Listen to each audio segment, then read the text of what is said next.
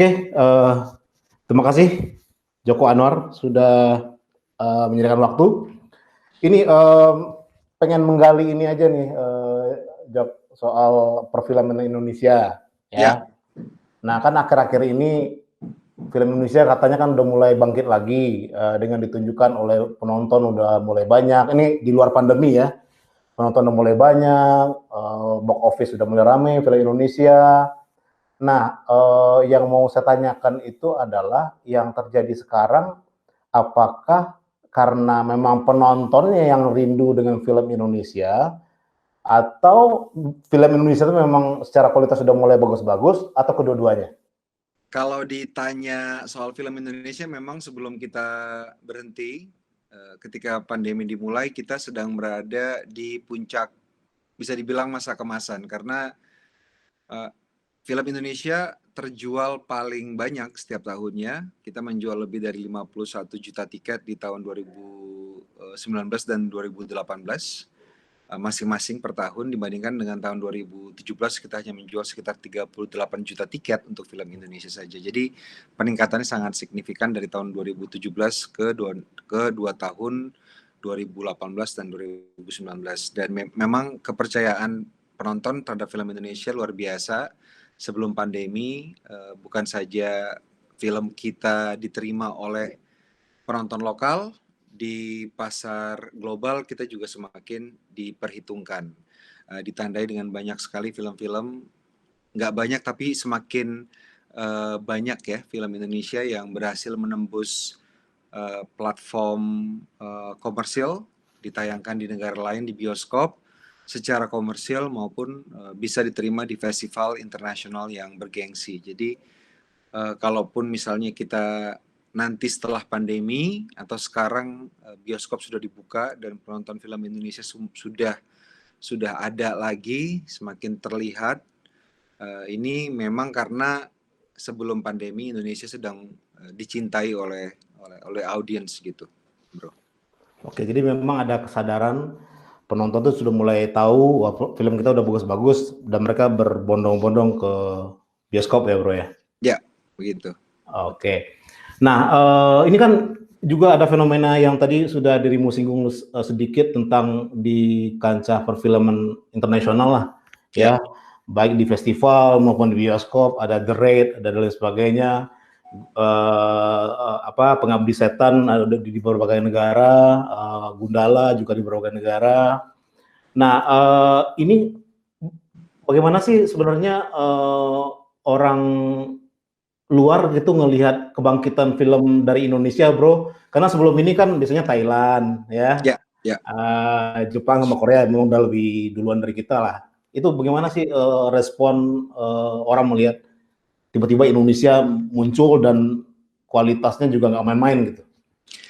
Ya, mereka kalau dilihat dari berita-berita, artikel yang ada, ataupun tanggapan di sosial media, mereka sekarang sangat tertarik dengan film genre Indonesia gitu. Dimulai dari film The Raid, film action, kemudian film horor. Ada beberapa film Indonesia, film horor yang tiba-tiba sangat banyak dibicarakan oleh penonton dunia karena berhasil menampilkan elemen horor yang sangat kental, tapi dalam waktu bersamaan juga mengetengahkan elemen lokal, elemen Indonesia gitu.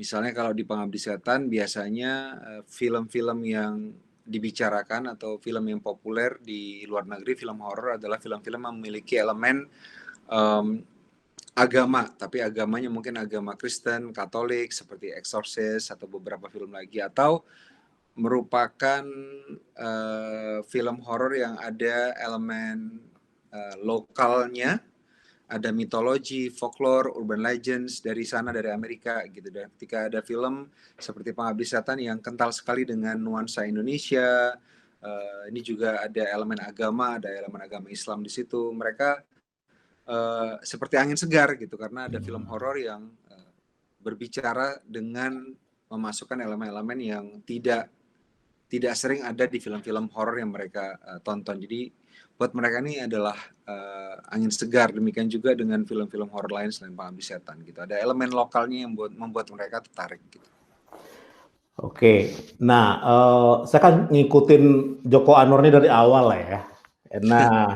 Nah dulu Modus Anomaly misalnya. Modus Anomaly waktu dirilis eh, reviewnya agak mix ya Jok ya, waktu itu agak mix ya. Ya. Terus begitu Pengabdi Setan itu kayaknya udah akur aja semua ya. Udah akur. Nah yang mau saya tanyakan adalah sebagai yang bikin film sebenarnya memang Pengabdi Setan itu memang terasa lebih baik bikinnya atau sebenarnya baik Modus Anomaly, Pengabdi Setan, dirimu tuh udah bikin all out, udah sama aja, kualitas nggak ada, cuma beda selera aja gitu para kritikus di luar. Kira-kira itu kenapa bisa agak beda reviewnya? Kalau film tentunya, kalau saya bikin film tentunya all out ya dari segi storytellingnya tentunya dinomorsatukan, perlu ada style tapi saya percaya bahwa yang paling utama adalah storytelling gitu. Nah, ketika kita membuat filmnya juga dari segi teknis, dari segi estetika kita maksimalkan, kita mengeluarkan effort yang terbaik yang kita bisa berikan dalam sebuah project, sebuah film. Kalau penerimaan penonton maupun kritikus itu biasanya sangat tergantung kepada jenis filmnya. Kalau kita bikin film memang kita harus jujur ya, bikin film jujur artinya kita melihat film ini genre-nya apa dan yang ingin dicapai apa, itu berbeda-beda. Misalnya kalau kita berbicara tentang film pertama Janji Joni, memang itu adalah film yang ditujukan untuk mainstream audience, tapi dalam waktu bersamaan ada cara bertutur yang juga berbeda dari kebanyakan film Indonesia yang lain. Kalau ngomongin film Kala, itu lebih mix lagi penerimaannya ketika dirilis dulu gitu.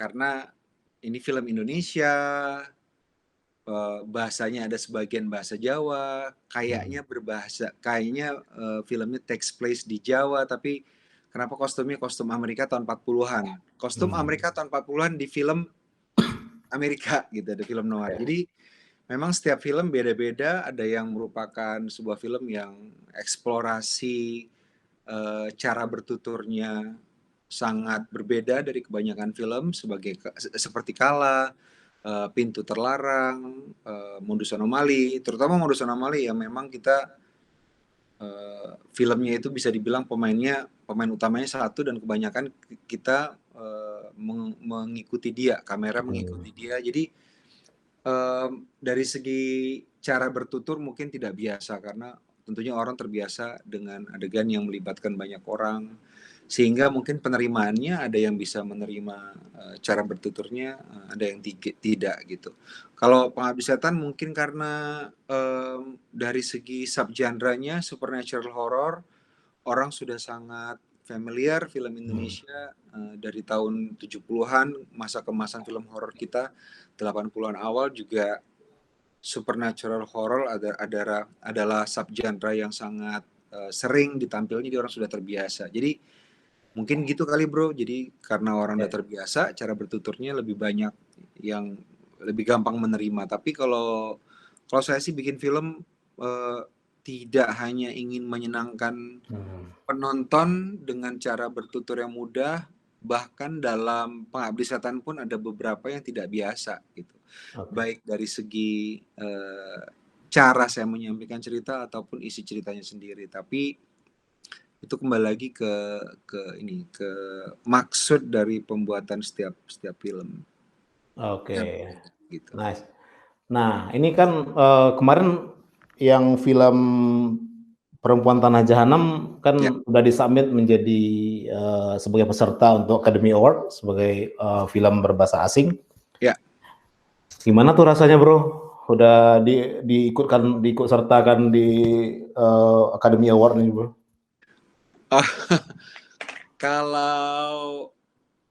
Biasanya kalau saya bikin film biasanya bikin film aja sih. Siap. Bikin film, diusahakan seperti yang saya bilang tadi, secara estetika dan teknis yang terbaik karena penonton sudah meluangkan waktu, menyisihkan uang untuk menonton film kita, jadi harus yang terbaik dari yang bisa kita berikan. Kalau yang namanya awards atau festival itu mungkin tujuannya pertama memasarkan filmnya sehingga lebih banyak penontonnya. Misalnya kalau filmnya bisa masuk festival yang besar, berarti penontonnya juga bertambah dan memperkenalkan film Indonesia ke lebih banyak audiens. Kalau misalnya filmnya masuk submission Academy Awards, ya salah satu tujuannya ya pastinya memperkenalkan, kalau buat buat saya sih bisa memperkenalkan lebih lebih jauh film Indonesia ke international audience gitu. Lebih banyak orang menonton film Indonesia di luar Indonesia berarti lebih besar pasar kita, market kita lebih besar, dan film kita diperkenalkan ke lebih banyak orang lagi gitu. Jadi bisa uh, filmnya bisa apa ya melewati batas-batas negara budaya gitu. Jadi bagus untuk filmnya dan bagus untuk Indonesia. Oke. Nah, sekarang kan ada platform-platform macam-macam nih, Bro, ya. Jadi kan sebelumnya di bioskop, sekarang Ya, sudah ada di Netflix, di HBO. ya. Dari sisi dan OTT yang lain ada banyak banget OTT sekarang. Dari sisi yang bikin film itu ngaruh nggak sebenarnya? Atau hanya sekedar platform yang berbeda?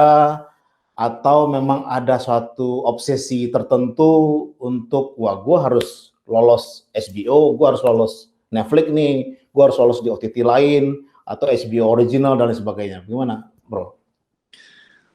Kalau saya sih enggak ya. Jadi tentunya film adalah suatu produk dan produk ini harus punya moda distribusi dan beberapa moda distribusi. Yang terbesar tentunya bioskop, kemudian sekarang ditambah dengan lebih banyak lagi streaming platforms gitu. Jadi ini adalah penambahan moda distribusi kalau menurut saya. Jadi bukan sesuatu yang harus dibanggakan karena sekarang sih sama ya semua platform kayaknya. Sama aja ya Nggak ada sebenarnya. satu platform yang paling susah dimasuki kayak festival gitu. Misalnya ada festival yang kelas A, susah banget masuk ke sana gitu. Enggak sih, kalau platform kan semuanya perhitungannya tentunya sebuah film masuk ke sebuah platform apa enggak tentunya karena ada kesepakatan bisnis antara perusahaan produser film dengan platform. Jadi cari harga terbaik aja gitu. Dijual ke platform A karena memang A yang bisa memberikan benefit yang paling besar, baik berupa fee maupun benefit-benefit lain. Ya berikutnya tantangan untuk bikin film terus apa sih, Bro? Jadi apa tantangan terbesar untuk seseorang ingin terjun ke dunia film itu apa sih yang sebenarnya yang ini kan penting buat supaya semakin banyak kader-kader atau generasi Joko Anwar ya untuk melanjutkan tongkat estafet ini nih. Tolong diceritain kira-kira apa sih tantangan terbesar orang mau masuk ke dunia film, industri film tuh apa sih? Kalau tantangan buat orang yang belum masuk ke industri film, mau masuk ke industri film tentunya mencari jalan untuk bisa masuk ke industri. Dan saya selalu bilang bahwa di Indonesia ini tidak ada sistem scouting, jadi tidak ada yang akan mencari bakat. Hmm. Baik produser atau PH, jarang sekali ada produser yang mencari bakat baru gitu. Scouting mungkin dari film pendek, dari festival gitu. Jadi setiap orang yang mau masuk ke industri film Indonesia harus membangun networking gitu, harus mengenal orang yang ada di film industri, mencoba untuk uh, menawarkan karya mereka, portofolio mereka gitu. Yang paling penting adalah membangun portofolio supaya setiap kali kita menawarkan talenta kita kepada produser atau perusahaan film, kita bukan cuma menjual omong kosong tapi menjual portofolio.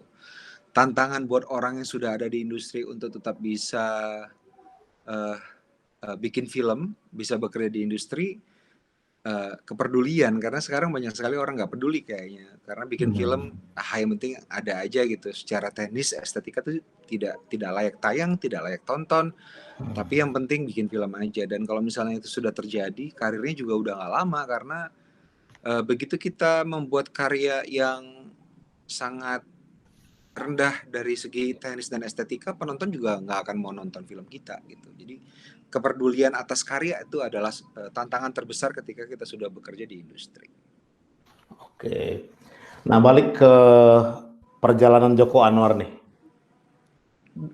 Sebenarnya kapan sih tipping point-nya lah? Apa yang men-trigger gue pengen jadi saudara deh gitu? Itu sejak kapan sih? Mungkin remaja atau masih anak-anak, dan peristiwa apa yang bikin itu bisa ke-trigger gitu? Terus terang nggak inget bro, karena lama banget gitu. Sejauh yang gue inget, gue dari remaja bahkan pre-remaja juga sudah kepingin jadi sutradara film, karena memang gue besar dari nonton film. Umur 5 tahun udah jalan ke bioskop sendiri, masuk ke bioskop, nonton film, beli karcis atau ngintip dari lubang ventilasi. Jadi memang nonton film adalah hidup gue, dan begitu gue tahu bahwa film itu ada pembuatnya, langsung pengen jadi pembuatnya gitu. Jadi kalau dibilang momen apa, udah lupa, kayaknya udah dari kecil gitu kepingin jadi sutradara. Masih ingat nggak film yang paling berkesan masa kecil gitu? Apa judulnya? Dan film apa gitu? Film Indonesia atau? Kalau film Indonesia, Pengabdi Setan tahun 81, nontonnya sekitar tahun 82. Ketika mungkin kelas 2 SD ya. Kalau film luar tuh salah satunya ada judulnya Legend of Eight Samurai, atau Satomi Hakenden bahasa Jepangnya, dan ini suatu film yang membuat trauma sekaligus berkesan banget gitu, karena fantasi, tapi fantasi dewasa gitu. Jadi ada violence di situ, ada tema yang dewasa, tapi itu salah satu film yang dari sutradara Kenji Fukasaku yang juga bikin Battle Royale. Itu salah satu film yang sangat berkesan ketika kecil. Apa nama bioskopnya waktu itu di Kalau kampung bioskopnya halaman? cuma satu, namanya Remaja Theater. Itu di Medan ya? Di Medan, di Medan. Simpang Limun, Jalan Sisingamangaraja. Cuma satu itu aja. Ada bioskop Ria, tapi itu di kota, jauh. Kalau jalan kaki nggak kuat. Kalau naik angkutan umum belum berani waktu kecil dulu. Jadi namanya Remaja Theater, Simpang Limun. Oke. Nah, itu kan udah sejak SMP kan sudah kebayang, udah kepengen tuh pengen jadi saudara. Nah, kenapa justru pas SMA terus kuliah masuk ITB, urusannya apa yang nggak ke IKJ, atau kenapa kira-kira? Saya tergelitik aja mau nanya itu. Pengen masuk IKJ, jadi setelah di SMA mau berpikir tentang masa depan, mau jadi sutradara, tentunya mikirnya mau masuk IKJ. Cuman pada waktu itu orang tua saya tidak mampu ya untuk menyekolahkan saya ke IKJ, karena setelah dicari tahu biayanya cukup besar pada saat itu. Jadi akhirnya masuk ke ITB, karena di ITB itu ada unit kegiatan mahasiswa namanya Liga Film Mahasiswa, di mana kita bisa belajar mengoperasikan kamera, bikin film gitu. Tapi masuk ke ITB, mau masuk ke Liga Film Mahasiswa nggak keterima karena nggak lulus penerimaan. Jadi cepet-cepet lulus kuliah, dan akhirnya ngelamar ke PH juga nggak keterima. Akhirnya jadi wartawan dengan harapan bisa ketemu orang film dan membangun networking gitu. Dan akhirnya ketemu sama beberapa orang film. Salah satunya adalah Nia Dinata, Afi Syamara, Yayang Senur, Sekarayu Asmara. Mereka adalah orang pertama yang saya temui dulu ketika belum masuk industri, dan dikasih beberapa proyek dan diminta untuk menulis bersama Nia pada waktu itu, Arisan ya. Dan setelah itu film pertama saya 2005 diproduseri oleh Nia, Janji Joni. Oke. Jadi memang walaupun nggak masuk IKJ ya, tapi berusaha mencari jalan. Ya. Yang penting keinginan untuk jadi saudara, yang nggak ada yang bisa menghentikan lah ya. Ya. Bro, sutradara yang paling favorit sama dirimu sekarang tuh siapa? Yang tiga besar gitu deh. Kalau film kalau saya sih melihat film itu lebih ke filmnya ketimbang sutradara gitu. Oke. Eh, Kalaupun ada beberapa film dari satu sutradara yang saya suka itu ada beberapa Stanley Kubrick tentunya, Akira Kurosawa, kalau yang baru-baru ada Paul Thomas Anderson, dan beberapa sutradara Indonesia sepertinya Abbas Akub, Hairul Umam, dan beberapa nama lagi gitu. Tapi biasanya sih filmnya sih Martin Scorsese tentunya, film-filmnya banyak yang menginspirasi gitu. Pertanyaan terakhir bro, sekarang lagi nyiapin mau bikin film baru kan? Sekarang lagi produksi film-film di Jakarta Cinema Bumi Langit. Lanjutan yang dulu ya. Sparklings, ada Sri Asih, dan saya jadi salah satu produsernya di 2 film itu. Gitu. Oke. Terima kasih bro Joko Anwar. Terima kasih bro. Semoga semakin termasyur ke depannya. Aduh, nggak usah termasyur lah, yang penting bisa tetap bikin film aja. Siap. Thank you bro. Ya. Terima kasih. Bye.